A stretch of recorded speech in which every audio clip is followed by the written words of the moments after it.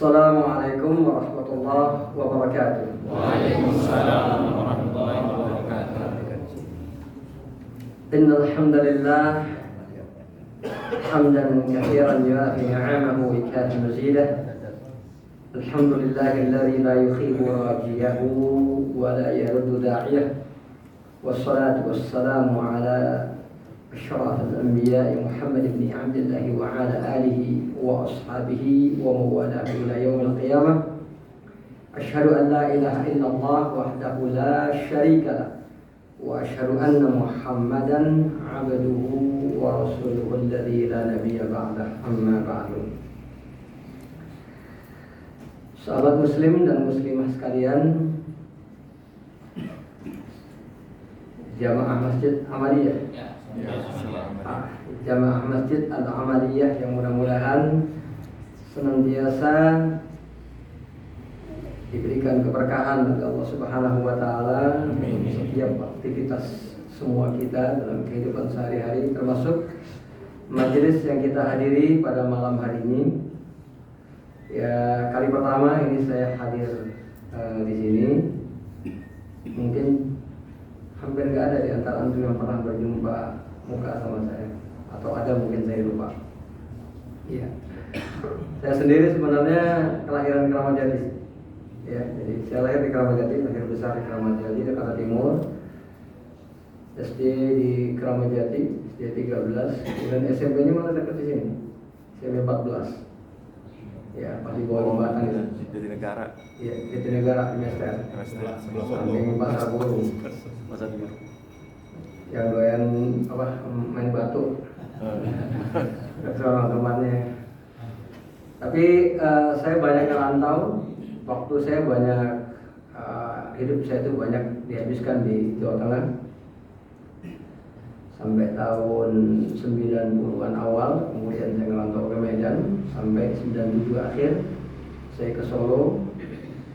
Nah, di Solo itu bergabung dengan teman-teman yang waktu itu baru menghidupkan kembali itu majalah Sunnah.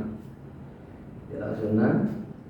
Kemudian dari Solo ngiter-ngiter sekitar masuk di Pondok Imam Bukhari, Pondok Al-Ukhuwah. Terus saya pindah lagi ke Magelang sampai 2010. 2010 saya ngerantau ke Kalimantan Timur. Baru balik lagi tahun 2020, persis awal pandemi. Nah, jadi saya sampai di sini tuh, kalau saya nggak salah ingat tuh hari Kamis, satu hari sebelum Ramadan. Di hari Jumatnya itu pelarangan penerbangan nasional. Tapi alhamdulillah, tujuan insya Allah semuanya fisabilillah khair. Ya, meskipun kita sudah punya kegiatan banyak di Kalimantan Timur, bahkan sebenarnya belum ada niat ya untuk pindah kembali ke kota kelahiran, tapi qadarullah wa ma syaa fa'al. Saya harus merawat orang tua, jadi saya balik demi orang tua saya. Jadi alhamdulillah bisa juga kembali. Dan Jakarta Timur, seperti saya sudah sebutkan, ini satu-satunya wilayah Jakarta yang saya belum pernah ngisi seumur hidup saya. Ya, saya belum pernah ngisi kajian. Iya, Jakarta Utara, Barat, Selatan, daerah Tangerang dulu sering ya. Jakarta Timur, padahal ini tempat kelahiran saya. Ya, sayang sekali, ini pertama kali ya saya hadir di sini. Ya, mudah-mudahan ini pertemuan berkah ya. Amin. Buat kita semua. Kajian kita insya Allah kita akan mengulas balik apa yang disampaikan oleh para ulama terkait dengan tafsir surat Al-Fatihah. Ya, kita mulai dari bagian paling awal tentunya. Dan sebagaimana yang pernah disampaikan oleh Syekh Muhammad Shalih Ibnu Al-Utsaimin rahimahullah ta'ala, ketika beliau mengarang kitab tafsir tentang surat Al-Fatihah, beliau mengatakan bahwa yang saya sampaikan bukanlah seluruh tafsir dari surat Al-Fatihah, tapi hanya juz'un yasir, sebagian kecil saja dari tafsir surat Al-Fatihah. Jadi kalau seorang alim ya, anggota Hayatul Kibaril Ulama seperti Syekh Muhammad Shalih Ibnu Utsaimin mengatakan, tafsir beliau saja itu hanya merupakan tafsir sebagian kecil dari surat Al-Fatihah. Apalah yang bisa kita pelajari dan bisa kita ajarkan. Semua itu adalah karena surat Al-Fatihah ini surat yang sangat mulia sekali. Semenjak dahulu para ulama banyak menafsirkan surat Al-Fatihah. Bahkan ada sebagian ulama yang membuat buku menafsirkan hanya 1 atau 2 ayat saja. Di antaranya Syekhul Islam menafsirkan hanya ayat ihdinas siratal mustaqim sampai akhir.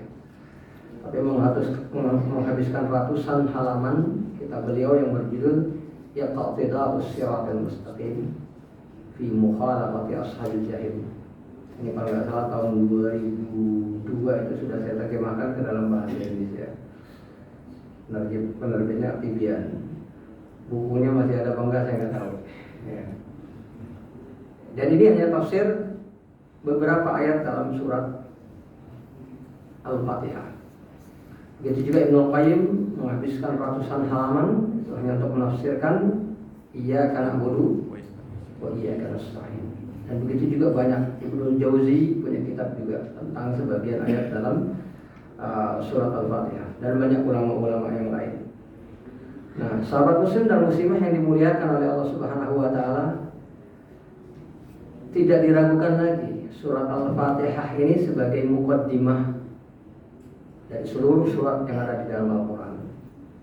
Ya, bahkan biasanya orang yang baru masuk Islam, meskipun surat Al-Fatihah bukan surat yang paling pendek, tapi ini biasanya menjadi surat yang pertama kali dihafal.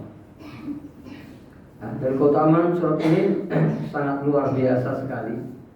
Mungkin hadis yang paling masyhur itu hadis yang diriwayatkan dalam Sahih Bukhari dari Abu Sa'id bin Al-Mu'alla, salah seorang sahabat yang suatu kali masuk, ya, kana yusalli fil masjid fa nadahu Nabi sallallahu alaihi wasallam. Dia sedang sholat di dalam masjid, kemudian dipanggil oleh Nabi sallallahu alaihi wasallam.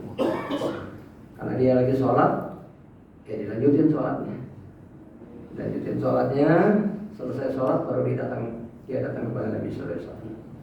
Nah, karena dia beranggapan bahwa ketika di dalam sholat, ya tidak ada yang bisa mengganggu sholatnya. Dia datang pada waktu itu untuk melaksanakan sholat nafilah, sholat sunnah. Kemudian Nabi bertanya, kenapa kamu tidak menjawab panggilan? Ma mana'aka an tujibani? Kenapa kamu enggak menjawab panggilan itu? Ya, dalam fikih seorang Abu Sa'id, dalam fikih seorang sahabat ini salah satu bukti bahwasanya fikih pemahaman itu sudah ada di zaman Nabi. Ya, dan fikih itu bisa benar bisa salah.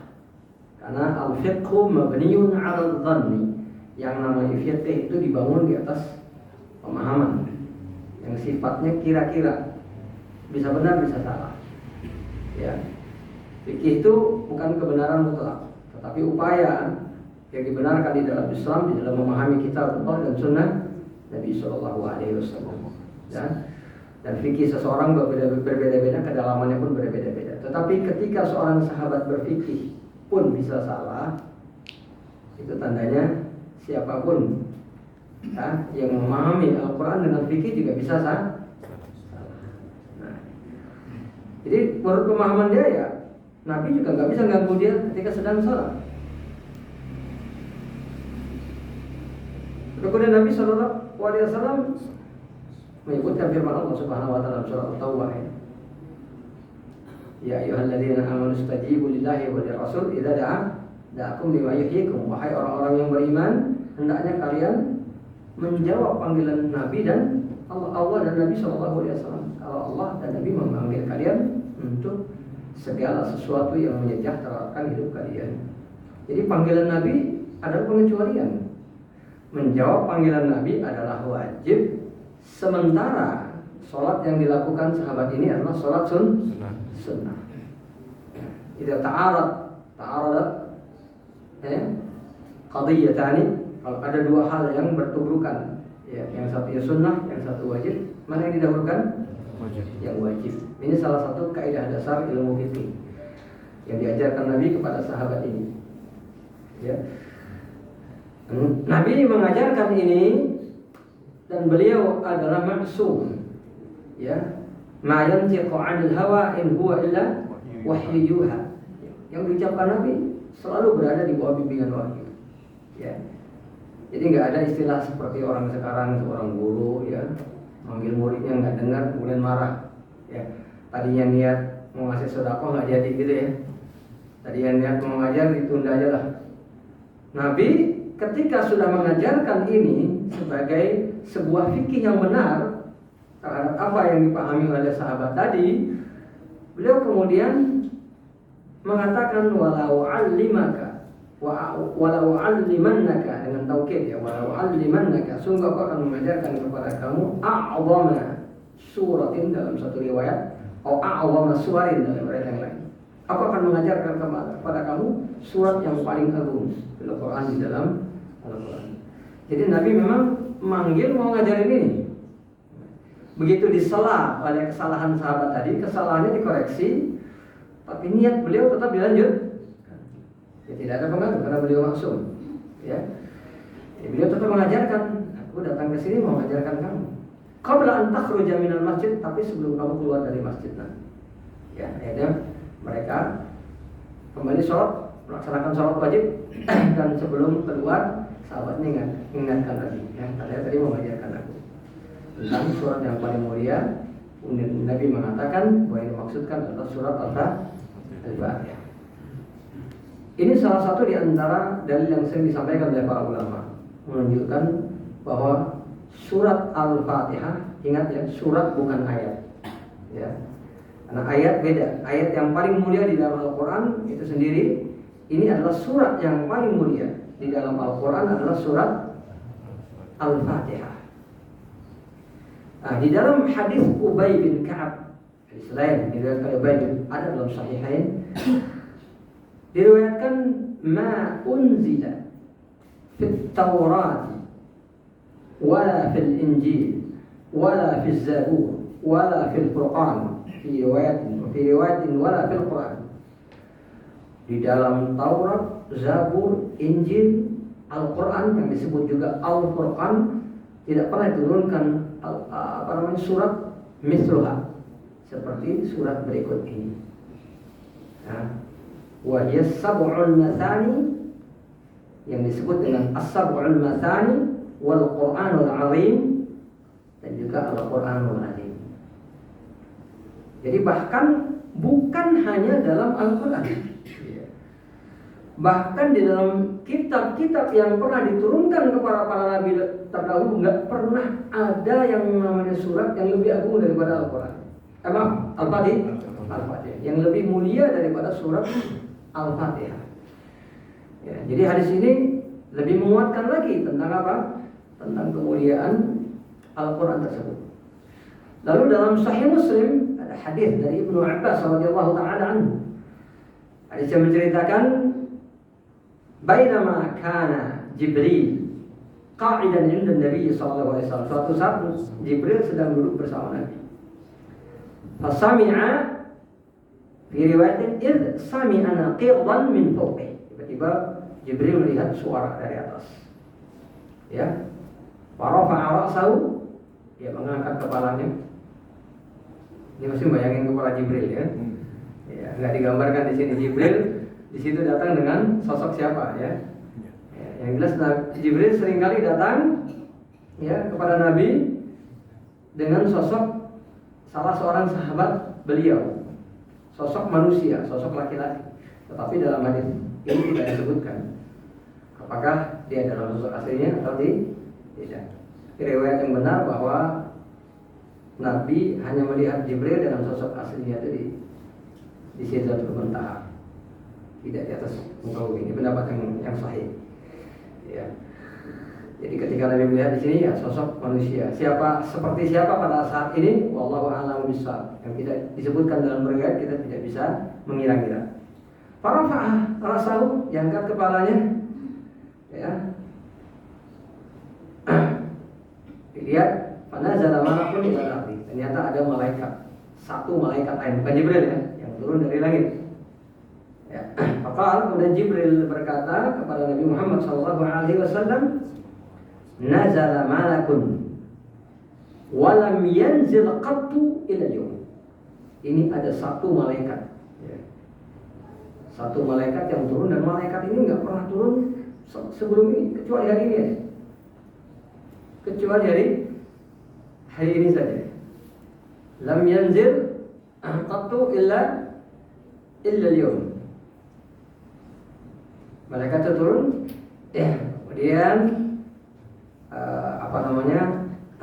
mengabarkan sesuatu. Ya, di dalam riwayat yang lain disebutkan pertama kali hada futiha babun minas sama. Saat ini langit dibuka pintunya. Walam yuftah, ya, qattu illa al-yawm. Dan langit seperti ini belum pernah dibuka, ya, belum pernah dibuka seperti ini kecuali di hari ini. Jadi di hari itu ada dua kejadian sekaligus.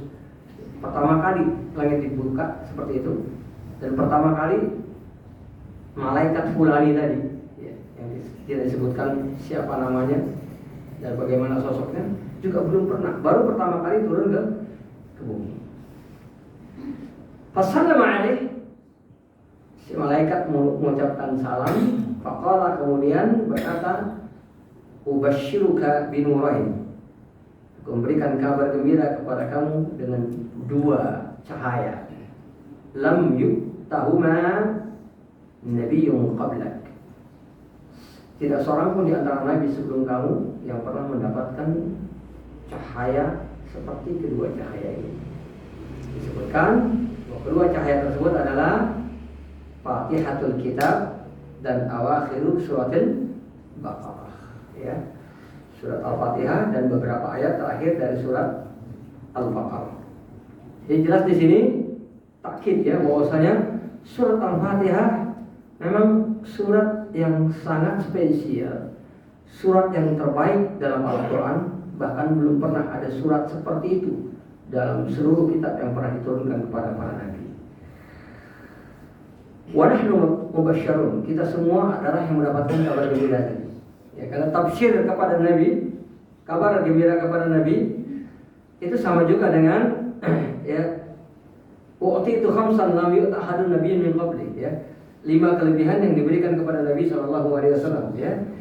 Yang kita umatnya ikut mendapatkan kebaikan tersebut, ya. Nabi diberikan kabar gembira dengan surat Al-Fatihah, maka kita semua yang mendapatkan kabar gembira dengan surat Al-Fatihah tersebut. Nah, sahabat muslim dan muslimah yang dimuliakan oleh Allah Subhanahu wa taala. Sebagian ulama mengatakan bahwasanya fadlul ismi bi kasratil asma, atau kasratul asma dalilun ala fadli al-musamma. Keutamaan nama itu, sesuatu tersebut kadang-kadang diindikasikan dengan banyaknya nama, atau banyaknya sebutan dan nama dari sesuatu itu seringkali menunjukkan keutamaan dari sesuatu tersebut, ya. Walillahil asmaul husna, Allah tidak perlu dipertanyakan lagi, Allah sendiri memiliki al-asmaul husna. Nabi Muhammad SAW, dia seorang makhluk yang diutus sebagai nabi dan rasul. Beliau juga memiliki beberapa nama. Jadi sesuatu yang mulia seringkali diindikasikan dengan banyaknya nama dan sebutan. Nah, tidak ada surat di dalam Al-Quran yang punya sebutan lebih banyak dari surat Al-Fatihah. Walaqad ikhtalafa ulama, para ulama berbeda pendapat, hal asmaul Fatihah tauqifiyah atau ghairu tauqifiyah. Apakah nama-nama dari surat Al-Fatihah itu sifatnya baku? Baku dalam arti kalau nggak ada dalilnya secara khusus berarti nggak bisa disebut sebagai nama surat Al-Fatihah, ya. Sebagian ulama berpendapat hunna tauqifiyah, nama-nama itu adalah tauqifiyah. Selain itu nggak boleh dijadikan nama sebagai surat Al-Fatihah. Tapi sebagian ulama mengatakan tidak. Selama itu menunjukkan keutamaan yang ada dalam surat Al-Fatihah, bahwa ismun min asma'ha, maka itu salah satu di antara nama. Tetapi semua pendapat atau kedua pendapat tersebut itu bersatu dalam satu titik mufakat. Jadi mereka yang mengatakan bahwa nama-nama surat Al-Fatihah itu tauqifiyah, mereka menentukan beberapa nama yang itu memang betul-betul nama surat Al-Fatihah. Sisanya laisat asma'an bal alqaban. Bukan nama tapi gelar. Ya, jadi dibedakan antara nama dengan gelar. Jadi keduanya sepakat bahwasanya keduanya bisa dijadikan sebutan untuk Al-Fatihah. Ya, cuman bagi mereka yang berpendapat itu bukan nama, ya, itu mungkin nggak layak. Misalnya saya mau membaca surat ini, ternyata nama itu bukan namanya, hanya laqab, itu tidak bisa. Tidak bisa mengatakan saya mau membaca Ummul Quran, ya, saya membaca Fatihatul Kitab, saya mau membaca Al-Fatihah. Ini nama-nama ini ada dalilnya semua, ya, ada dalilnya jelas semuanya. Maka ini boleh kita sebutkan, tapi yang tidak itu tidak. Ya, contohnya Al-Wafiyah, Aqra'ul Wafiyah, saya membaca Al-Wafiyah, maksudnya Al-Fatihah, nggak bisa. Jadi ini fungsi pembedaan antara nama dengan laqab dengan gelaran. Ya. Tapi kita sepakat bahwasanya semua itu bisa dijadikan sebutan bagi Al-Fatihah untuk menunjukkan kemuliaannya. Dan di antara nama-nama tersebut, tentunya yang paling terkenal adalah Al-Fatihah itu sendiri, ya. Al-Fatihah disebut Al-Fatihah atau Fatihatul Kitab. Ya, jadi Fatihah atau Fatihatul Kitab disebut sebagai Al-Fatihah atau Fatihatul Kitab. Dan banyak hadis yang menyebutkan tentang Fatihatul Kitab. Salah satunya la sholata liman lam yaqra bi Fatihatil Kitab, dalam salah satu lafaznya. Tidak ada sholat atau tidak sah sholat menurut pendapat jumhur ulama, tidak sah sholat kalau tidak dibaca surat Al-Fatihah. Ya, Fatihatul Kitab yang dimaksud di sini adalah surah Al-Fatihah. Wa yusamma bil Fatihah, disebut dengan Al-Fatihah. Fatihah itu pembuka. Li'annahu yuftatahu bihi kitabullah. Karena memang surat ini dijadikan sebagai pembuka dari kitab Allah. Wa huwa ala ma'nayn. Pembuka di sini dengan dua makna. Yang pertama, pembuka dalam rasmul Quran. Ya, artinya secara fisik memang dia diletakkan sebagai pembuka. Ketika kita buka mushaf, itu yang pertama kali akan dilihat adalah surat Al-Fatihah. Asal jangan salah buka, ya. Ya kan? Kalau orang baru mualaf pun sering itu kan, ya. Mau membaca Quran, salah buka dari sebelah kiri kan, harusnya bukan dari sebelah kanan. Nah, kalau nggak salah buka, maka yang pertama kali dibuka pasti surat Al-Fatihah. Ini secara fisik. Ini makna yang pertama. Dan makna yang kedua, dia sebagai pembuka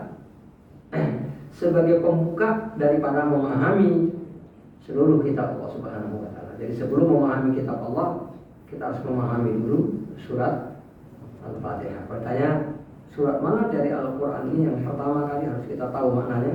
Jawabannya, para ulama sepakat, enggak ada khilaf. Ini surat Al-Fatihah. Tapi kan Qul Huwallahu lebih pendek. Tetap surat Al-Fatihah. Ya, karena satu-satunya surat yang jadi rukun dalam sholat itu hanya Al-Fatihah. Satu-satunya surat yang jadi rukun dalam sholat. Ya, menurut pendapat jumhur ahli fikih itu hanya surat Al-Fatihah saja. Ya, kita kembali kepada pembahasan. Ya, ini nama yang pertama. Nama yang kedua, namanya banyak, tidak akan kita sebutkan semua karena sebagian nama itu juga masih khilaf. Kita hanya menyebutkan sebagai contoh. Ya, jangan waktu kita habis cuma bahas namanya aja. Ya. Jadi di antara namanya adalah Ummul Kitab. Ya, di antara namanya adalah Ummul Kitab. Nah, nama yang satu ini ikhtalafa fihi al-ulama. Ya, jadi ada sebagian ulama yang kurang setuju Al-Quran disebut sebagai Ummul Kitab. Ya, dengan alasan karena Ummul Kitab itu adalah bermakna Allahul Mahfuz. Wa indahu Ummul Kitab. Dalam Al-Quran di sisi Allah itu ada Ummul Kitab, yaitu Allahul Mahfuz. Artinya seluruh kitab catatan itu dikumpulkan, catatan umat manusia ya dan jin ya sampai hari kiamat, dari awal diciptakan sampai hari kiamat itu kitab catatannya ada dalam Lauhul Mahfuz yang itu disebut dengan Ummul Kitab. Karena itu artinya induknya kitab. Jadi kitab yang dimaksud di sini adalah buku catatan amal para hamba sampai hari kiamat. Jadi makanya sebagian di antara ulama mengatakan nanti ketukar lagi ya. Ini kan nama untuk Al-Lauhul Mahfuz. Tapi pendapat yang sahih alladzi alaihi yakni aktsaru ahli hadis, pendapat yang dipilih oleh kebanyakan ahli hadis termasuk Syekhul Islam Ibnu Taimiyah ya, ulama zaman sekarang yang langsung mengatakan pendapat tersebut yakni Syekh Al-Albani rahimahullahu taala bahwasanya Ummul Kitab enggak apa-apa. Itu merupakan nama daripada Al-Quran karena disebutkan di dalam hadis. Ya. Karena salah satu lafal la sholata liman lam yaqra bi ummil kitab. Dalam satu lafal hadis itu bukan Fatihatul Kitab, tapi disebut ummul kitab. Kemudian dalam beberapa riwayat bahwa huwa ummul kitab dan beberapa hadis dan dia disebut juga dengan ummul kitab. Jadi ada disebutkan dalam beberapa hadis. Adapun soal ummul kitab bisa berarti Allahul Mahfuz itu enggak jadi masalah. Ya. Karena ummul kitab juga bisa berarti ayat-ayat yang tidak mutasyabihat. Jadi Al-Quran itu kan ada ayat-ayat yang sebagiannya itu hunna ummul kitab wa akharu mutasyabihat. Di dalam Al-Quran gitu ya. Di dalam Al-Quran itu ada ayat-ayat yang muhkamat, ya, ayatul muhkamat, hunna ummul kitab.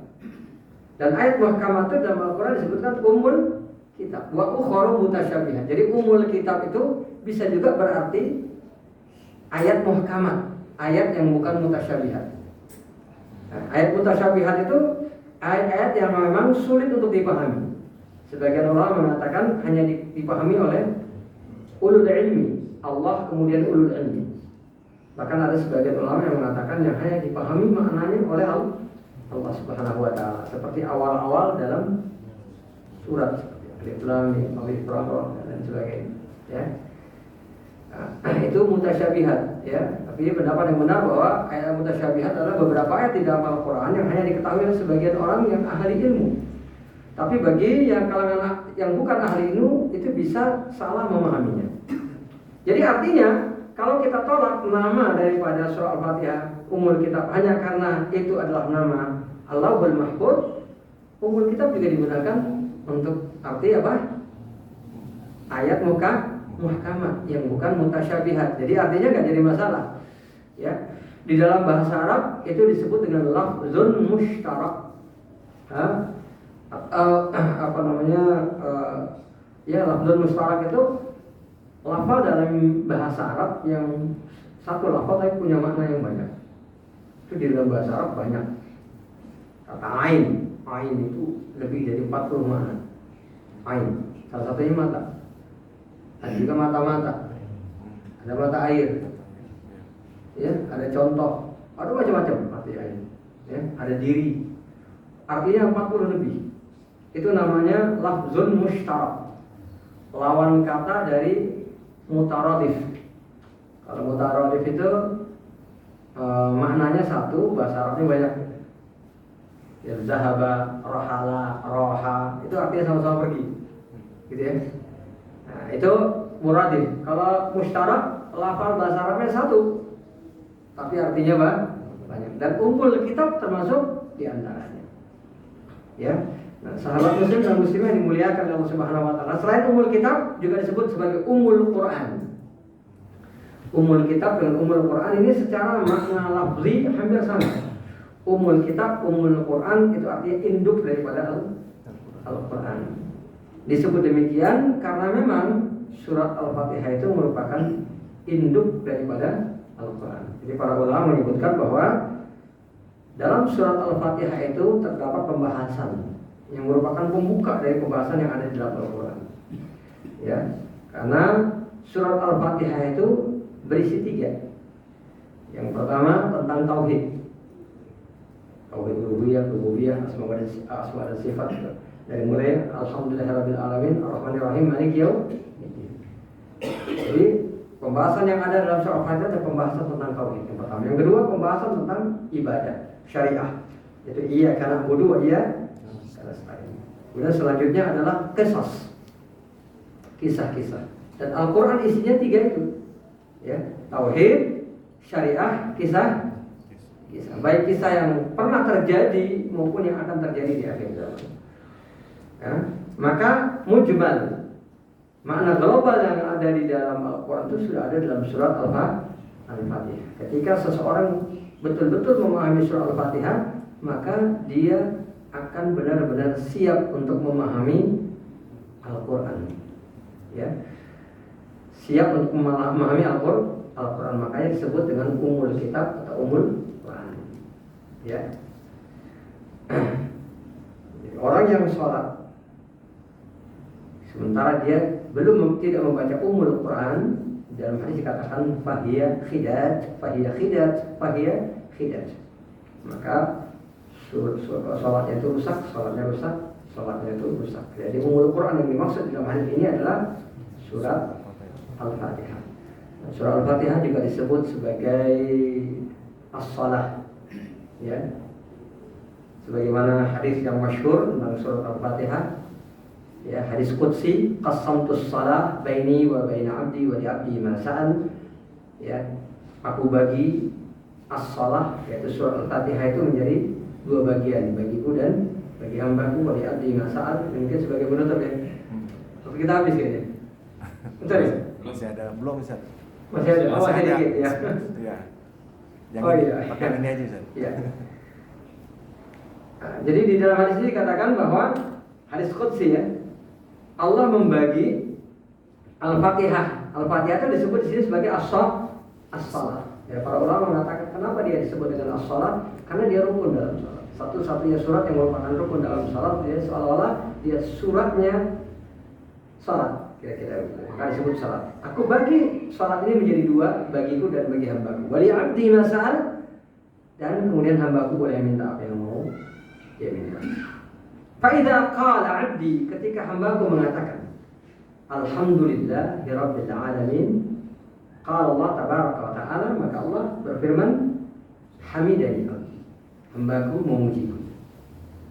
Fa'idha qala abdi, ketika hambaku mengatakan Ar-Rahmanir Rahim, qala Allah tabaraka wa ta'ala, Allah berfirman asna alayya.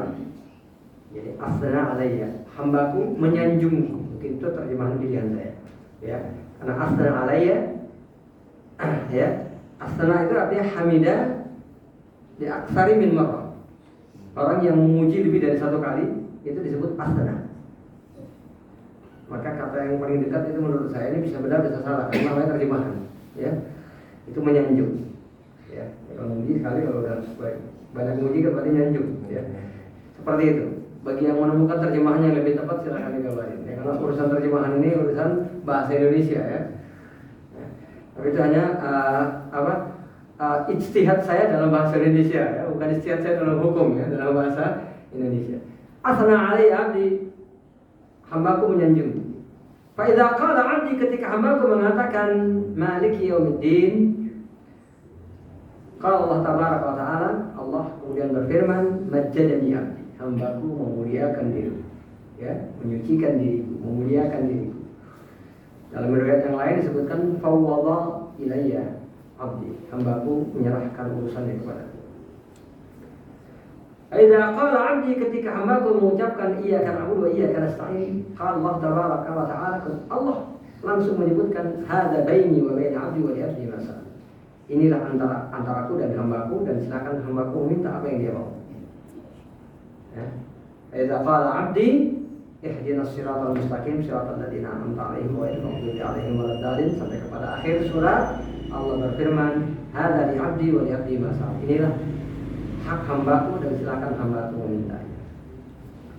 Jadi 3 ayat pertama bagi yang mengatakan bahwa Bismillah nggak masuk dalam surah Fatihah, ya. Nah, dan ini sebagai dalilnya, ya, bahwa Bismillah tidak masuk dalam Al-Fatihah. Tapi nanti yang mengatakan bismillah itu sebagai bagian juga ada dalilnya. Bahkan lafalnya lebih sahih. Bagi yang mengatakan bahwa bismillah tidak termasuk, ya, maka 3 ayat pertama itu adalah milik Allah Subhanahu wa taala karena semuanya berbicara tentang tauhid. Dan tauhidnya itu sangat luas sekali. Nanti akan kita jabarkan satu persatu. Nah, bagian tengah ini adalah antara hamba dengan Allah, ikatan. Pada Engkau ya Allah, aku beribadah dan hanya kepada Engkau pula aku memohon pertolongan. Ini ikatan antara hamba dengan Allah Subhanahu wa taala. Komunikasi antara hamba dengan Allah. Baru yang terakhir, ya, 2 ayat terakhir atau 1 ayat terakhir bagi yang bermadzhab Syafi'iyah, ya. Itu ayat yang merupakan milik hamba karena isinya adalah doa. Ihdinas siratal mustaqim, tunjukkanlah aku jalan yang lurus, siratal ladzina an'amta 'alaihim, jalan orang-orang yang Engkau anugerahi nikmat. Ghairil maghdubi 'alaihim, bukan jalan orang yang Engkau murkai, waladhdallin, juga bukan jalan orang yang. Jadi ini salah satu nama surat Al-Fatihah. Alhamdulillah. Ini agak as-shalah, itu agak panjang. Ya. Satu hal yang perlu saya ingatkan di sini. Ada seorang yang mengatakan bahwa yang paling penting dalam surah Al-Fatihah itu apa? Iya, karena selain. Ya. Ada lagi sebagian orang yang mengatakan yang paling penting itu ihdinas siratal mustaqim, ya. Karena bagian awal itu ini, dan yang kedua adalah antara kita dengan Allah, dan yang terakhir adalah permintaan. Tapi pendapat yang sahih bahwa yang paling utama adalah 3 bagian yang pertama. Karena itu kewajiban kita yang mutlak kepada Allah. Tauhid. Gak masuk ya? Ini belum apa dianggap belum ini? Itu rumahnya di Bekasi begitu. Oh, maksud ya dikit lagi, 1-2 menit lagi ya. Ini sebagai penutup aja. Iya, di bagian ini. Nenek, emang kalau surat Fatihah mainnya nyantai, main lambat kita. Kalau suratnya. Jadi yang paling penting adalah justru 3 bagian yang pertama, karena ini huququllah ala 'abdi. Ma haqqullahi 'ala al-ibad. Karena ada pertanyaan dalam satu hadis ya, apa hak Allah atas hambanya yang beribadah kepada Allah. Ini yang paling penting. Ya. Karena kewajiban kita yang utama memang bertauhid, dan kita nggak bisa melakukan apa-apa kecuali dengan bertauhid. Iya karena berdua iya karena saya itu nggak ada artinya kalau nggak ada tauhid, betul nggak? Kita mau beribadah kepada Allah tapi nggak bertauhid, buat apa? Ibnu Abbas saja mengatakan wa'budullah artinya wahid. Ini Ibnu Abbas mengatakan beribadahlah kepada Allah artinya bertauhidlah kepada Allah, kan gitu ya? Beribadah kepada Allah, bertauhidlah kepada Allah. Walaqad uhiya ilaika wa ila alladziina min qablika la in asyrakta la yahbatanna 'amaluk. Ya, telah diwahyukan kepada kamu dan kepada nabi sebelum kamu wahai Muhammad, kalau kalian berbuat kemusyrikan seluruh amal perbuatan batal. Ya, kalau nggak ada tauhid semua ibadah percuma. Udah bertauhid baru ibadah. Setelah ibadah baru ya dalam beribadah kita juga berdoa kepada Allah, kemudian kita lanjutkan dengan berdoa. Baru doa kita punya arti. Ya, tanpa tauhid semuanya nggak ada arti. Jadi kalau ada yang mengatakan yang paling penting itu kan kita ihdinas siratal apa ya, yang paling penting itu adalah ihdinas siratal mustaqim, doa kita. Itu berarti kita mentingin kepentingan kita, bukan kepentingan Allah. Mintanya sama Allah yang diduluin. Bahkan yang bagian pertama dianggap mukadimah ya. Itu cuma mukadimah. Yang paling penting ihdinas siratal mustaqim. Ya, ada yang pendapat. Kalau pernah dengar pendapat ini. Ya. Kalau ada yang mendengar pendapat ini, pendapat yang salah. Ya. Jadi yang benar adalah yang paling penting itu yang didahulukan justru dalam surah Al-Fatihah. Ya, 3 berarti kemudian diikuti dengan iya karena na'budu wa iyyaka nasta'in. Pendapat kedua yang mengatakan yang paling penting iya karena na'budu wa iyyaka nasta'in itu masih mending. Ya. Nah, karena di dalamnya masih ada ibadah kepada Allah. Kaitannya dengan 3 yang pertama itu sangat erat. Tapi kalau yang paling penting bagian akhir ini pendapat yang dalam tanda kutip agak kurang ajar ini. Ya. Masa tauhid sama Allah di belakangan, yang mungkin minta dulu, ya enggak. Jadi itu yang bagian yang paling penting. Ya. Dari nama-nama yang lain banyak, jadi insya Allah akan kita bahas di bagian yang akan datang. Setelah iya masa nama aja nggak habis ya? Oh iya oke, boleh nggak apa-apa. Jadi kita cukupkan di sini saja. Terlebih dahulu kita lanjutkan setelah azan. Assalamualaikum warahmatullahi wabarakatuh.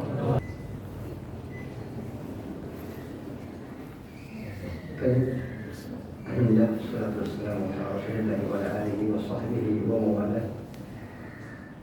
Sahabat muslim dan muslimah yang dimuliakan oleh Allah Subhanahu wa taala.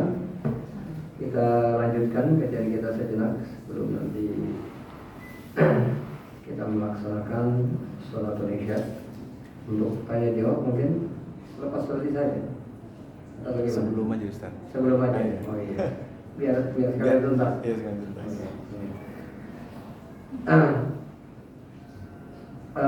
Sekali lagi bahwasanya nama surat Al-Fatihah ya itu banyak sekali ya.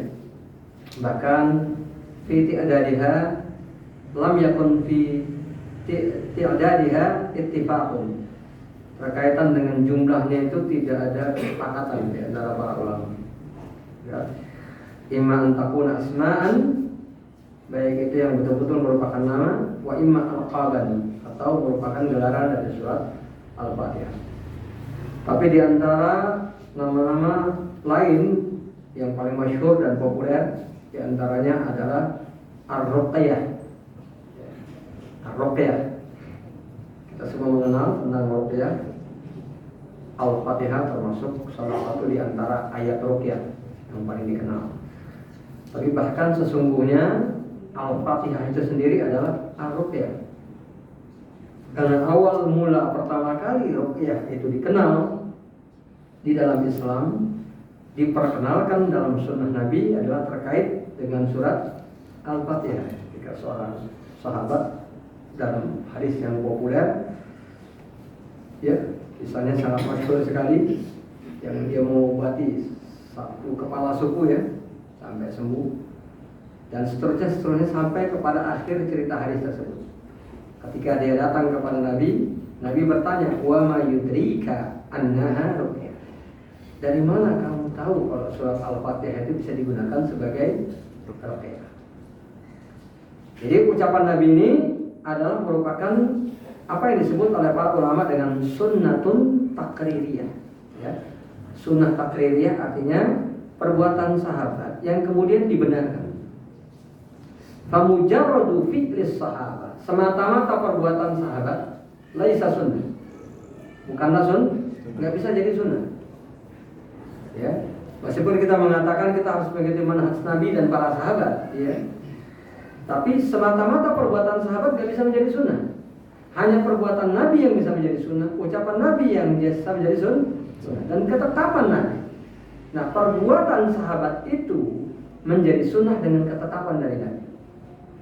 Kadang-kadang sahabat itu berbuat kemudian disalahkan. Banyak hadis yang menyebutkan tentang perbuatan sahabat yang kemudian disalahkan oleh Nabi. Jadi sunnah enggak, karena disalahkan. Tapi ada beberapa perbuatan sahabat yang kemudian dibenarkan oleh Nabi, yang setelah itu menjadi sunnah. Salah satunya adalah ini, ya. Salah satunya adalah perbuatan sahabat ini, wa yudrika annaha ruqyah. Dari mana kamu tahu apa itu adalah ruqyah? Jadi ini merupakan pembenaran dari Nabi bahwa surat Al-Fatihah itu bisa digunakan untuk ruqyah. Dan itu dijelaskan panjang lebar oleh Ibnu Qayyim, bahkan dalam beberapa kitab terpisah. Salah satunya dalam Al-Jawabul Kafi liman sa'ala 'anil dawa'i syafi, juga dalam At-Tibbun Nabawi, ya, bagian daripada Zadul Ma'ad fi Hadi Khairil Ibad, yang akhirnya jadi satu kitab. At-Tibbun Nabawi ini juga sudah saya terjemahkan ke dalam bahasa Indonesia, ya. Nggak salah diterbitkan sama Gria Ilmu. Itu juga bukunya tak udah kemana, ya. Ya, aku udah belasan tahun yang lalu saya sendiri juga udah gak punya buku terjemahannya. Ya. Nah, jadi di dalam beberapa kitab itu Ibnu Qayyim menjelaskan panjang lebar itu tentang ruqyah dengan surat Al-Fatihah, dan termasuk pengalaman beliau sendiri mengobati penyakit beliau dengan surat Al-Fatihah. Lalu pertanyaan, kenapa ada sebagian orang sakit baca surat Al-Fatihah tapi nggak sembuh, yang lain sembuh, ya. Jadi semua itu bergantung dengan tingkat keikhlasan dia, ya, tingkat keyakinan dia dengan surat Al-Fatihah sendiri, ya. Karena kata Ibnu Qayyim, bahwa doa wal yakin, doa itu adalah keyakinan. Gitu. Ada beberapa hadis yang mengecam seorang hamba yang berdoa kepada Allah tapi hatinya itu kosong ya. Dia malah ragu nih doanya diterima Allah atau tidak. Ya, dia ragu doa ini diterima atau tidak. Ya. Jadi orang yang membaca surah Al-Fatihah juga demikian. Kemudian ar-ruqyah ya, itu bisa bermanfaat dari dua jalurnya ya. Selain yang pertama tentunya dengan izin Allah Subhanahu wa taala ya. Ada dua jalur yang menentukan. Yang pertama adalah yakinu ar-raqi wal marqi. Keyakinan orang yang meruqyah dan orang yang diruqyah. Ya, jadi ada kalanya orang yang meruqyah yakin, yang diruqyah tidak yakin. Ya. Nah, kita berobat sama dokter ini bisa sembuh atau enggak? Ya baik, gak usah berobat aja kalau ragu. Ya. Mau diruqyah orang kalau kita ragu baik gak usah. Jadi salah satu nama sekali lagi dari surah Al-Fatihah adalah Ar-Ruqyah. Nah, karena surah Al-Fatihah sendiri adalah Ruqyah dan namanya juga Ar-Ruqyah.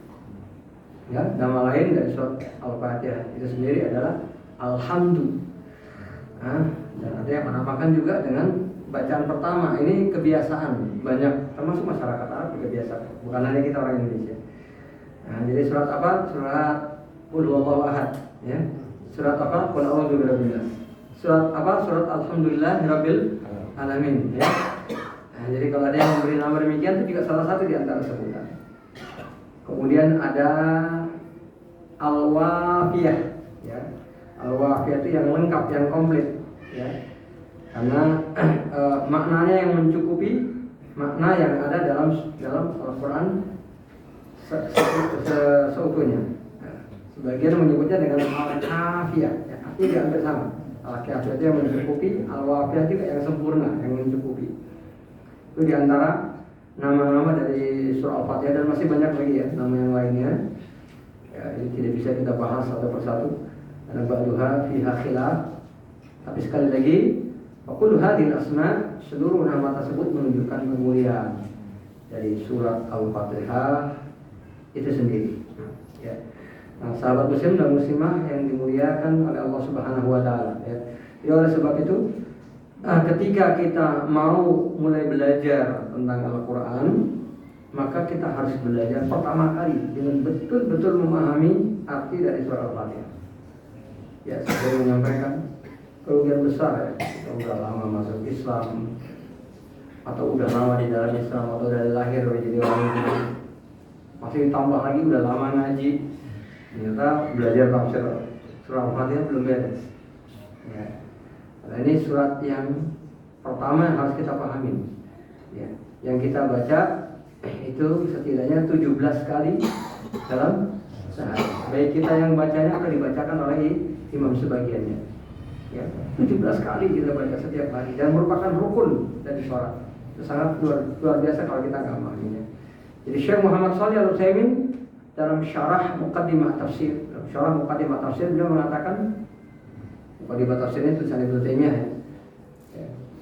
Ada buku tulisan Ibnu Taimiyah judulnya Muqaddimah fi Ushul Tafsir yang kemudian diberikan syarah penjelasan oleh Syekh Muhammad Shalih Al-Utsaimin rahimahullah. Nah, beliau mengatakan begini, nazala al-Quran di salasati umur. Al-Quran itu diturunkan untuk 3 maksud, dan 3 maksud itu harus kita lakukan semuanya. Ya. Yang pertama at-ta'abbud bitilawati. Yang pertama at-ta'abbudu bitilawati. Beribadah dengan membacanya. Jadi kalau kita ngaku Al-Quran itu sebagai kitab Allah, ya, maka hal pertama yang nggak boleh lepas dari diri kita adalah membaca Al-Quran. Terserah mau berapa lama setiap hari, tapi diusahakan jangan pernah ada hari yang kosong dari membaca Al-Quran. Oh, saya tiap hari baca kok surat Al-Fatihah kan. Itu nggak masuk. Itu udah masuk include gitu ya. Jangan masukkan yang include ya, masukkan yang di luar itu. Jadi sampai Utsman bin Affan mengatakan orang itu bisa digolongkan sebagai munafik gitu ya. Kalau di dalam suatu hari hati seseorang itu tidak diisi dengan Al-Quran.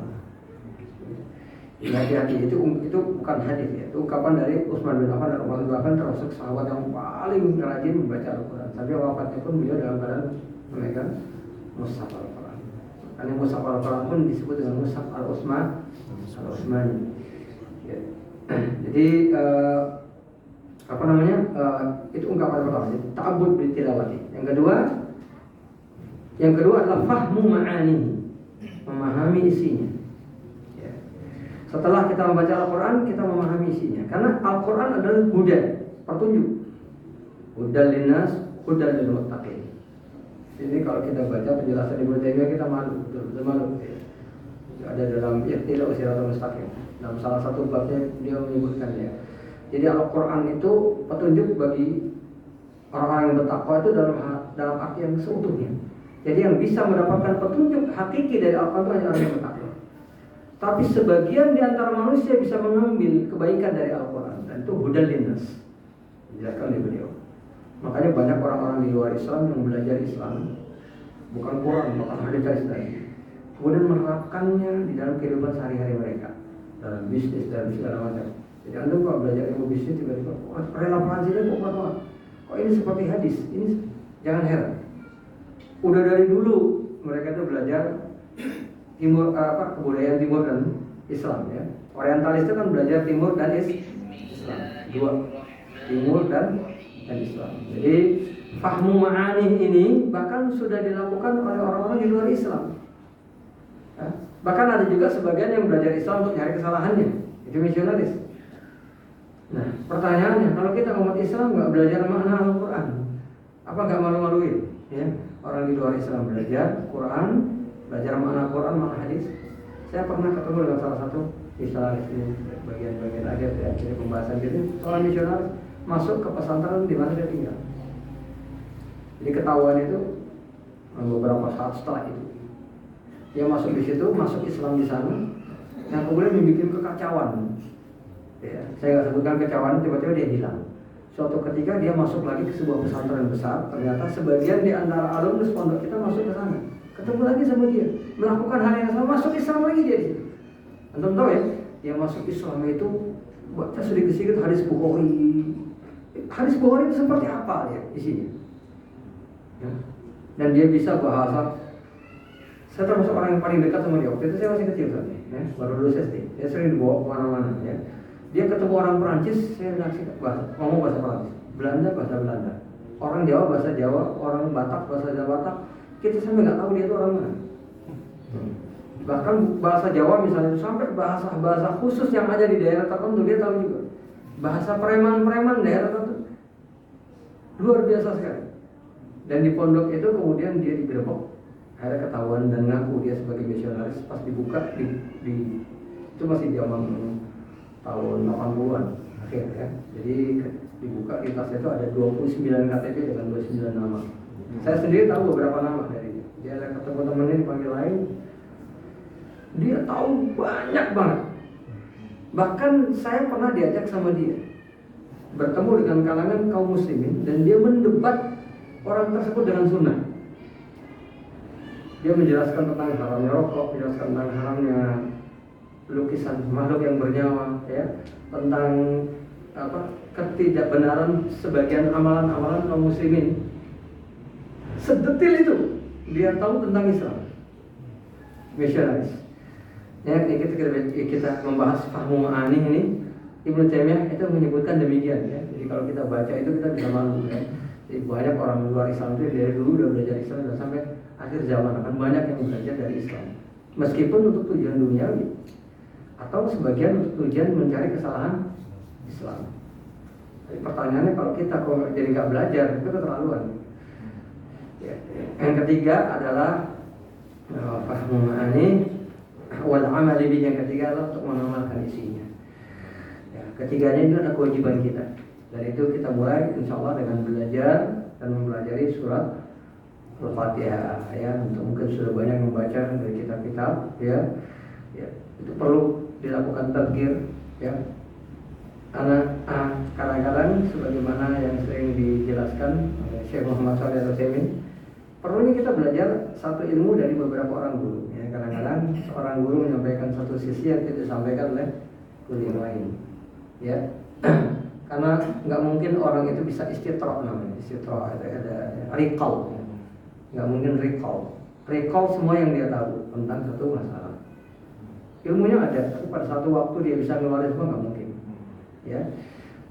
Jadi kemudian yang sebagian dikeluarkan oleh sebagian alim, sebagian dikeluarkan oleh ulama yang lain. Oleh sebab itu kitab tafsir juga banyak jumlahnya sejak zaman dahulu dengan berbagai versinya. Ya, demikian juga tafsir surat Al-Fatihah.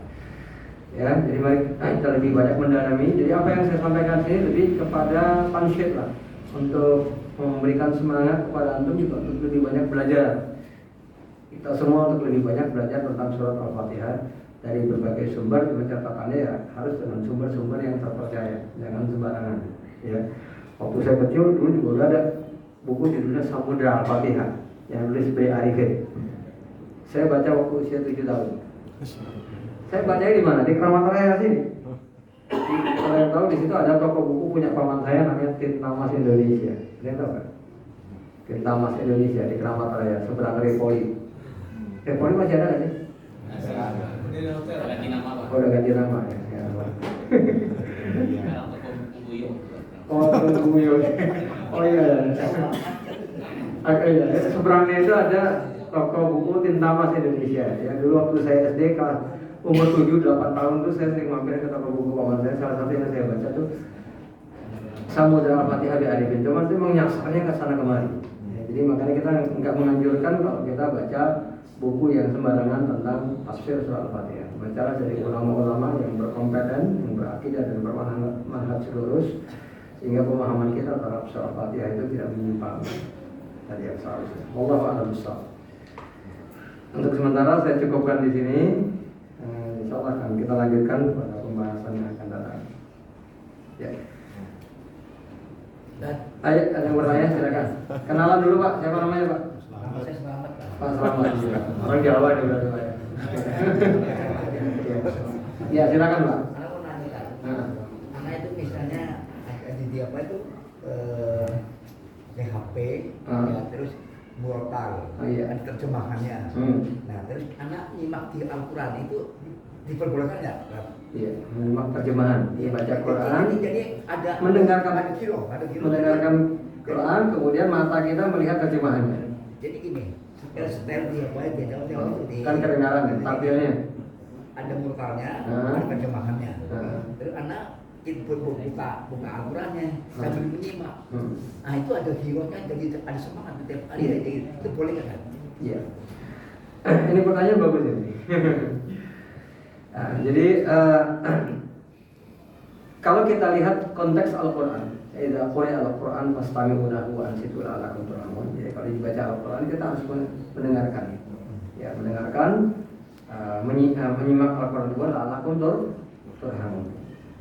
Secara lahiriah ketika kita itu membaca, ini kalau kita kaji fikihnya ya, kita membaca terjemahan, pada saat itu kita baca terjemahan, otomatis si penyimakan kita, pendengaran kita akan berkurang, bahkan bisa hilang sama sekali. Perhatiannya lebih kepada, ya, jadi hanya irama yang terdengar. Maaf, bukan. Jadi murotal, murotal langsung ada terjemahannya gitu. Ya, muratalnya Bapak dengerin terus atau berhenti dulu? Ya itu artinya berarti pada saat yang sama Bapak baca terjemahannya kan? Bukan baca, dari sini apa, dari sini. Oh iya, berarti saya salah paham tadi. Ya.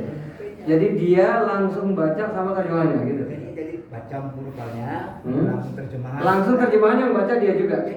Oh iya, jadi terjemahannya bukan dalam bentuk bacaan, Pak. Oh iya.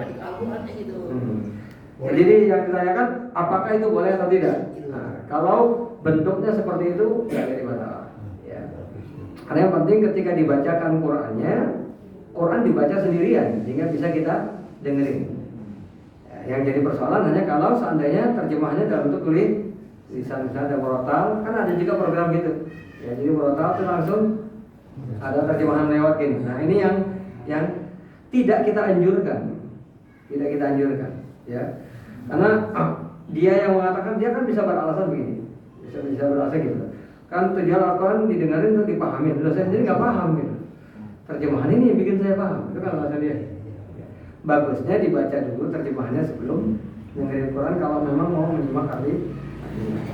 Itu kalau bentuknya tulisan ya Pak ya. Tapi kalau bentuknya seperti yang Bapak bilang itu nggak jadi masalah ya, karena dibacanya secara terpisah. Dibaca dulu Quran, kemudian terjemahannya, nggak jadi masalah. Itu termasuk bahkan termasuk tadarus namanya. Tadarus artinya belajar Al-Quran. Jadi awal mula adanya terjemahan juga dengan tujuan itu, ya untuk mempermudah orang belajar Al-Quran.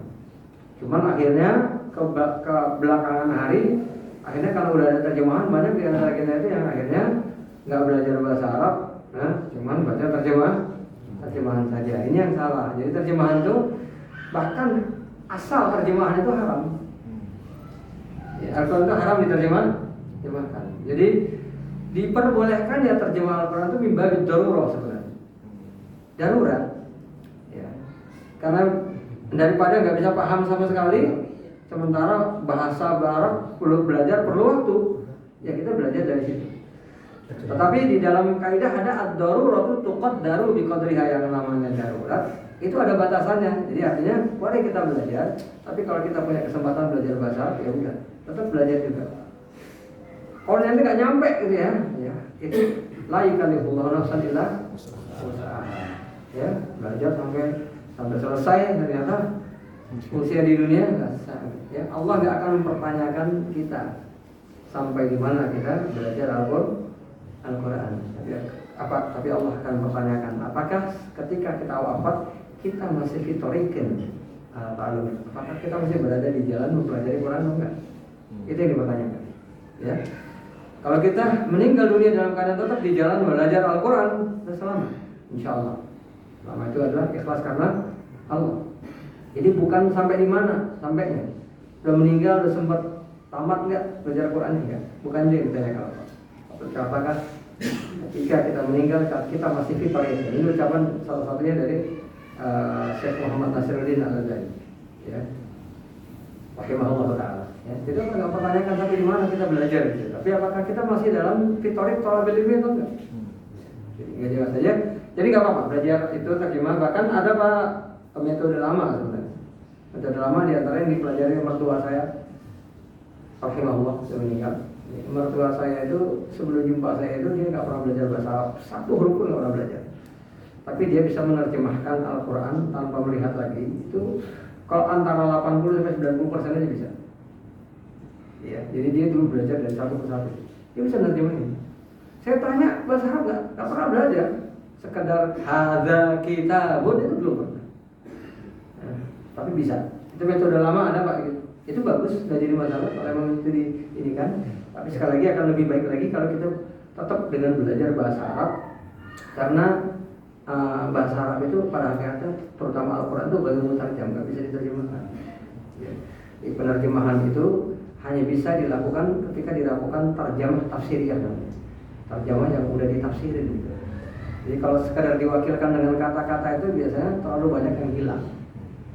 Jadi ini yang pernah saya jawab ketika ada seorang dia nggak mau belajar bahasa Arab, dia hanya nanya, dia buka terjemahan ini ilmu atau bukan? Jadi mau dong, ya udah kalau gitu saya cukupkan ini aja. Nah kalau dicukupkan dengan ini aja salah, karena ini hanya sebagian kecil daripada ilmu. Loh kok bisa kan dia terjemahkan? Menerjemahkan kan ulama, iya. Nah, tapi Al-Quran nggak bisa diterjemahkan secara mutlak. Maka sekarang ada beberapa kelompok yang umat Islam yang lagi mau bikin terjemahan tafsiriyah. Beberapa asatidzah nasional itu yang lagi ngumpul sekarang itu mau izin untuk membuat terjemah tafsiriyah. Nah, jadi terjemahnya agak panjang ya Pak. Lebih panjang dari yang sekarang. Meskipun itu juga nggak menyelesaikan masalah 100%, tapi minimal lebih menjabarkan lagi isi Al-Quran. Allah Akbar. Ya. Ada pertanyaan lain? Atau ada sambungan kan? Yang dari yang saya ambil itu dari Syekh Masyuri kalau salah, dari yang itu yang baca yang beberapa lama ini. Yang terjemahannya. Yang terjemahannya siapa Mas? Ya Mas, berarti orang Indonesia ya? Ya. Yang baca ya Syekh Masyuri. Oh ya. Oh Syekh Masyuri. Ya, berarti yang terjemahkan ada orang Indonesia yang kemudian terjemahkan. Tapi dalam bentuk suara juga Pak? Iya, suara-suara bahasa Indonesia pada saat ada bukan terlek ya, terjemahnya ada. Ya, kalau saya dengerin itu ada. Iya. Saya juga perlu tahu juga nanti bentuknya gimana. Di YouTube ya, dapatnya di YouTube ya. Nah iya, sekarang memang dia belajar di mana-mana ya. Asal namanya. Nah, Bapak Selamat. Mudah-mudahan. Ini kalau edisi bahasa Arabnya Salim dulu. Salim ya, selamat ya. Selamat Raharjo ya, sama-sama itu. Semua orang yang saya kenal, semua orang yang saya kan. Iya. Jadi nama bagus ya. Jadi, nama bagus. Nama bagus. Jadi nggak perlu diganti dengan edisi Arab. Karena Nabi SAW yughayyiru isman qabi ila ismil hasan. Itu hadis dinyatakan Sahih Syalbani. Nabi itu mengganti nama yang jelek jadi nama bagus, bukan nama non Arab jadi Arab. Jadi jangan salah paham. Ya. Nah, ada wanita yang bernama Barrah, bahasa Arab. Diganti Nabi dengan Zainab. Zainab itu bukan bahasa Arab. Cari artinya Zainab dalam bahasa Arab. Ya, itu istri Nabi, ya. Nah, jadi diganti, jadi nama aslinya Barrah bahasa Arab diganti dengan Zainab, bukan bahasa Arab. Jadi ada orang yang salah kaprah kan? Ya kalau nama itu bagus diganti dengan Arab enggak. Tapi kalau namanya itu jelek, artinya ganti dengan yang artinya bagus. Kalau namanya jelek, artinya bukan bahasa Arab diganti sekalian pakai bahasa Arab nggak apa-apa. Ya kalau nama bapak udah bagus nggak perlu diganti pak ya. Tapi kalau kalau yang ada tazkiyah itu biasanya selalu. Barrah itu kan selalu berbuat baik, itu agak ada unsur tazkiyahnya, itu katanya kurang bagus. Termasuk Syekh Albani menjelaskan nama beliau sendiri sebenarnya kurang bagus. Itu Nasiruddin, penolong agama. Ya. Agak terlalu lebay lah kita. Bagus tapi lebay itu jangan. Ya. Ada orang paling ganteng gitu kan. Orang paling soleh, paling yang gitu-gitu ya. Meskipun bagus tapi lebay kan. Berlebihan itu layam bagi tidak layak. Hamzah bagus. Hamzah bagus itu antum niatkan bisa mengikuti jejak Hamzah. Itu namanya kok di dalam istilah para ulama itu namanya at-tafaul bil asma. Tafaul bil asma itu kita beroptimis dengan nama. Jadi antum misalnya saya dulu belum nikah saya mengkunyahi diri saya dengan Abu Umar Bashir. Nama asli saya itu Noverdiansyah. Tapi kemudian saya ganti nama. Jadi dalam catatan semua ini saya termasuk ijazah segala macam itu saya diganti dengan nama Abu Umar Bashir. Jadi betul-betul ganti nama. Tapi dulu asalnya itu adalah kunyah. Saya kunyahi diri saya dengan Abu Umar karena saya senang dengan Umar. Sejarahnya itu juga saya baca waktu usia 8-9 tahun juga di Cinta Mas Indonesia. Yaitu sejarah Umar bin Khattab ya. Saya ingat banget, jadi terbayang itu hebatnya Umar ya. Perlu kunyah itu sunnah ya. Udah saya kunyah saya Abu Umar. Jadi nggak apa-apa. Antum mengkunyahi antum dengan Abu, kemudian namanya sahabat karena antum ingin seperti dia. Atau ngasih nama anak antum Umar, Osman, Hamzah atau diri antum sendiri nggak apa-apa. Meskipun itu bukan nama bahasa Arab. Osman itu bukan nama bahasa Arab. Ya, Osman bukan nama bahasa Arab. Kalau Ali itu masih ada dalam bahasa Arab. Ya, tapi kalau Osman itu bukan nama bahasa Arab. Ya. Tapi nama itu menjadi bagus karena kita beroptimisme untuk menjadi seperti Osman itu nggak apa-apa. Namanya selamat dan berselamat. Ya, berharap untuk selamat. Oh, selamat juga.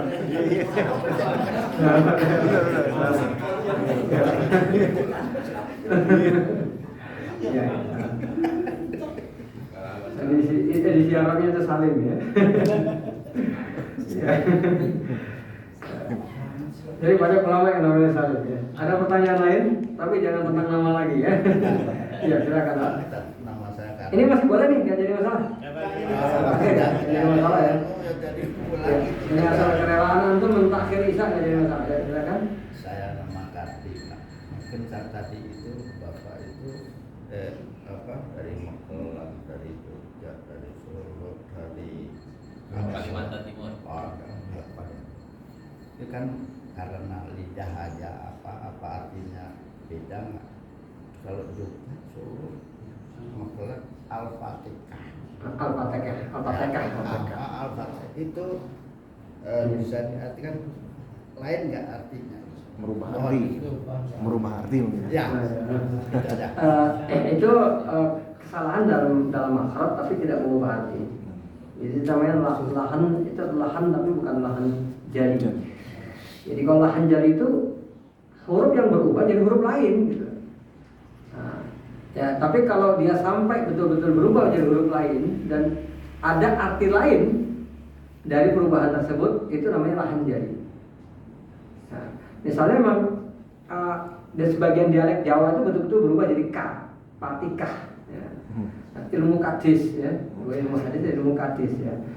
Ya, itu kalau memang ternyata diselidiki dalam bahasa Arab, patikah itu ternyata ada artinya.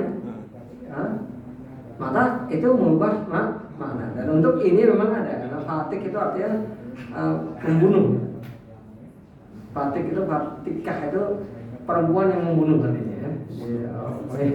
Nah, jadi karena dia mengubah arti itu bisa berbahaya. Tapi kalau selama enggak, jadi artinya semata-mata perubahan tersebut, kalau nggak ada perubahan arti nggak jadi masalah. Cuman salah lahan. Tapi untuk kasus fatikah ini ya, fataka itu fatak itu artinya qatal, artinya membunuh. Ya, jadi bisa bahaya artinya ya.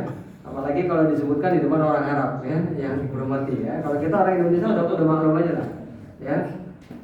Nah, yang diantaranya nggak merubah arti, udah pasti nggak merubah arti Pak. Misalnya orang yang menyebut fa dengan pak, karena memang dalam bahasa Arab nggak ada p ya. Kalau ka kan masih ada Pak ya. Nah, jadi ketika akan ada dan nanti ada makna lain, itu malah bisa merubah artinya. Jadi dihindari. Ya, iya karena abu dua iya karena stangin ya. Kalau orang Pak kaum misalnya kalau di daerah apa Magelang itu Jogja, saya biasa ngajarin gitu. Kalau kita mengucapkan a disalahkan, saya tuh gitu ya. Biasanya ucap a malah salah, mengucap a. Ya. Udah benar saya malah disalahin gitu. Nah ini tidak ini ya, ini tidak apa-apa. Dalam arti salah secara makhraj, lebih baik belajar yang benar. Tapi dia tidak mengubah makna karena memang nggak ada dalam bahasa Arab. Tapi kalau hak jadi ka, nah ini fatal. Bisa menjadi lahan jari kalau ada artinya dan artinya berubah, gitu ya. Jadi sebagian diantaranya itu tidak ya. Jadi orang Sunda itu kan ada yang nggak bisa nyebut P ya. Kita di pondok biasa ya kalau orang Sunda gitu. Kayak pahalu ya. Pil pasri mapi pulai pilah ya. Pil pas itu di dalam kelas, mapi pulai pilah. Ya. Nah, ini ketika dia nggak sengaja fa-nya berubah menjadi pa, karena itu tidak ada dalam bahasa Arab. Justru itu secara makhraj fatal memang, tetapi tidak berdosa karena memang tidak ada arti lain yang mengubah maknanya. Nah, paling orang hanya tahu dia salah. Nah, dia salah dalam mengucap. Jadi yang perlu berhati-hati ketika berubah. Jadi termasuk ini Pak, ha itu berubah menjadi ka, itu harus hati-hati karena pada sebagian kosakata itu bisa ada artinya dan artinya bisa jauh sekali. Ya. Fatihah itu membuka, Fatikah itu malah membunuh. Nah, jadi masalah ya. Soalnya kan penyakit kan besok. Aku pindah. Tapi lain kalau gimana kalau udah diusahakan nggak bisa juga ya. Kembali ya lain kali pembahasan ilah. Itu namanya nggak bisa gimana? Udah diusahakan ya. Jadi ada kebiasaan itu yang sudah begitu kuat ya. Bahkan ada yang menjadi penyakit. Tahu nggak menjadi penyakit? Pernah nggak? Saya sendiri punya anak kayak gitu. Ya anak saya nomor 1, 2, 3, 4 sekarang. Dia punya satu kebiasaan. Jadi untuk beberapa itu sampai sekarang dia masih belum bisa mengubah. Ya. Jadi mungkin Anda pernah dengar ini seperti orang-orang komedian gitu. Tapi sebenarnya itu dalam kenyataan sering ada orang yang seperti itu. Mungkin Anda pernah dapatkan juga seperti itu. Jadi anak saya dulu nyebut, maaf ya, saya kan ngajar, saya dari kecil bahasa Arab. Dia susah sekali untuk mengubah, termasuk mengucapkan zalik kan itu. Dia ucapkan maaf ya, tai, zalik tai. Lalu saya bilang za, lik, zalik, tai juga. Begitu disambungkan balik lagi. Ya itu kan seperti orang ngelawak sekarang, sering kayak gitu ya. Dan ternyata ada orang yang memang kayak gitu. Begitu dia ini, itu jenis disleksia namanya. Saya jadi itu ya disleksia, tapi bentuknya lain. Antum pernah dengar penyakit disleksia? Disleksia saya itu ada beberapa nama yang nggak bisa saya hafal. Tapi bukan, alhamdulillah itu bukan nama bukan asma perawi, bukan nama-nama dalam hadis, bukan, tapi nama orang yang saya kenal. Ya, jadi ada nama yang nggak bisa saya hafal. Jadi saya ada nama, saya nanya siapa tuh si perawi itu, nanti anak saya nggak tahu. Jadi nggak sampai 1 jam tuh dia hilang lagi. Belum siapa namanya? Itu disleksia. Ya, itu salah satu orang terkenal yang punya penyakit kayak gitu tuh diantara Deddy Corbuzier. Ya, orang terkenal, Uput, dia kadang-kadang sampai malu nyari kesempatan supaya orang itu nyebutin namanya. Saya kayak gitu. Jadi ada lagi 2 orang adik kakak misalnya punya nama itu ketukar, dan itu sampai sekarang saya ketika ketemu yang ini siapa ini? Ada orang namanya Taat dan Daud. Itu saya ketemu yang Taat yang mana? Oh yang Taat itu yang hitam, Taat hitam, Daud yang putih ya. Dan kemarin itu Daud yang putih apa? Ya, itu disleksia. Dan anak saya disleksianya dalam ucapan. Jadi yang kayak tadi Pak itu bisa jadi penyakit. Jadi ada orang yang benar-benar kena disleksia. Jadi kalau disebutnya hadis, balik lagi bisa seperti itu. Dan saya pernah mendapatkan orang seperti itu. Dan anak saya termasuk yang kayak gitu. Cuman untuk yang lain.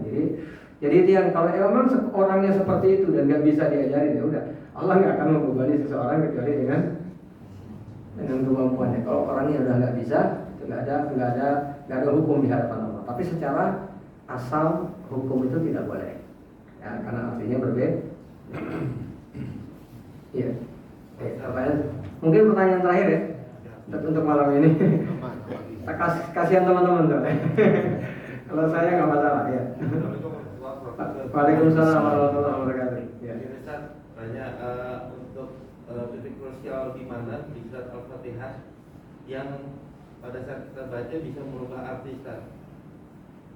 Iya. Bagi pelajaran kita juga. Iya. Jadi pada bagian mana dari ayat surah Al-Fatihah yang kalau kita salah baca itu bisa merubah arti? Ya itu tergantung di mana saja. Jadi setiap ayat pun bisa. Ya, di setiap ayat ya.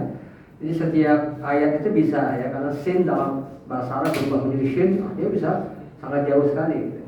Ya, dia sin ra, bisa dia sirrun, sarun, ya, artinya kegembiraan atau rahasia. Diubah menjadi syarun, jadi artinya keburukan. Ya.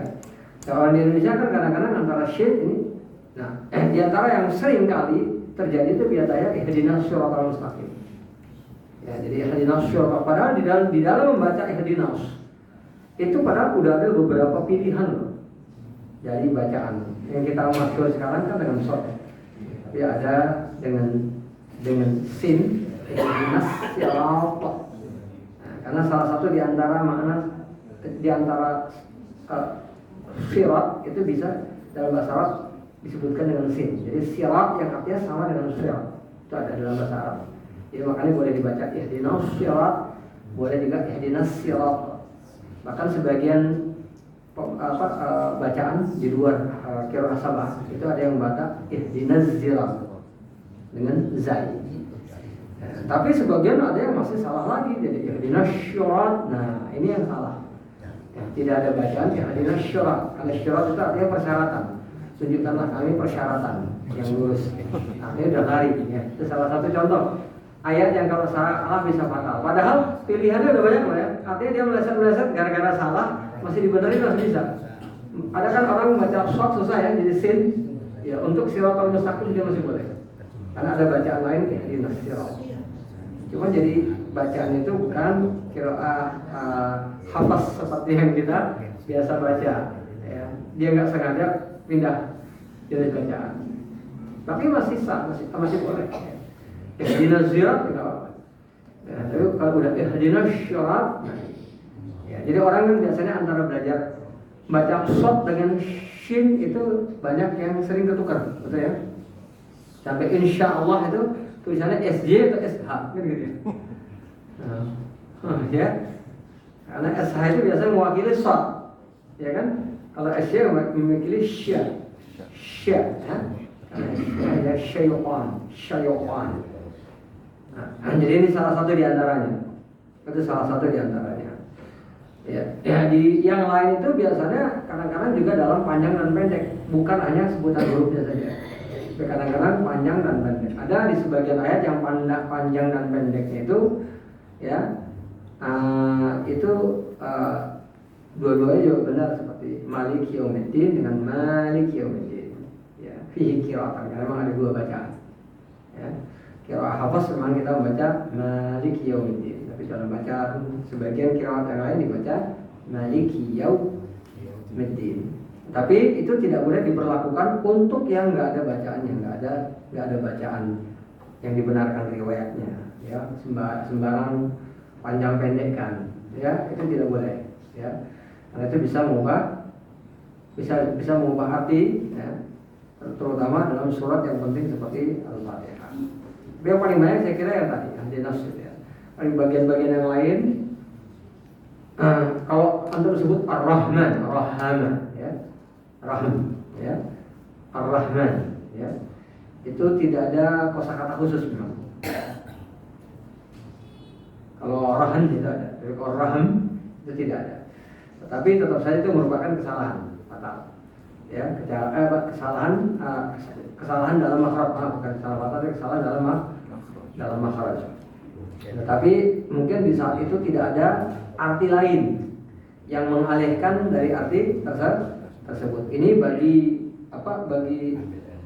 seni baca Al-Quran itu bukan termasuk lahnun jali, ya, yang mengubah makna. Ya, untuk orang-orang di Indonesia khususnya itu memang kita kadang-kadang dapat ujian karena di sebagian dialek kita itu memang ada yang menyalah gitu ya. Ada yang mengucapkan ka itu selalu qi. Maliki yaumiddin. Ini juga termasuk kesalahan yang mengubah makna. Karena malaka itu punya arti. Ya, tamalluk itu tamalluk kepada sultan itu menjilat penguasa. Jadi Malik Yaumiddin ini nggak pas artinya, ya. Ada sebagian daerah, ya, di Indonesia itu yang kalau mengucapkan ka pasti qi, ya, makanya gitu, ya. Nah, jadi begitu dia belajar baca Al-Quran, dia harus sedikit ekstra keras untuk melatih diri mengubah dialeknya, ya. Ada juga yang pengucapan T-nya, ya. Nah, T-nya cenderung selalu larinya ke to, ya. Ada ya, sebagian seperti itu juga perlu dilatih karena di sebagian kata ta dan to itu di dalam Al-Quran itu artinya bisa berbeda jauh sekali. Ya, di dalam Al-Quran, di dalam Al-Fatihah sih alhamdulillah nggak ada, ya. Nah, nggak ada. Nah, tapi di dalam surat yang lain mungkin ada. Jadi kalau dibelajarin banyak, ya. Itu bergantung dengan bagaimana dialek kita, bagaimana cara kita membacanya. Ya, ada mungkin sebagian dialek yang saya nggak kenal, ketika dia baca salah satu di antara ayat dari surah Al-Fatihah itu artinya bisa berubah banyak. Tapi sebatas yang mungkin yang kita kenal, mungkin hanya itu saja. Ya. Ada pertanyaan lain? Udah, itu terakhir, ya. Kalau saya yang nyuruh, ya. Ya. Ya. Sebagian bergelisah kasihan. Ya, siru walau terasiru, ya. Dipermudah aja, jangan dipersulit, ya. Ini sebagian udah maksa sendiri, alhamdulillah. Jadi saya mohon maaf, ya, atas kalau memang ada sebagian yang waktu nanti tersisa lebih lama, tapi mudah-mudahan yang tersisa itu akan dapat ganjaran di sini. Amin. Ya, perpanjangan waktu kita untuk para ini. Saya cukupkan di sini saja. Wassalamualaikum warahmatullahi wabarakatuh. Assalamualaikum warahmatullahi wabarakatuh.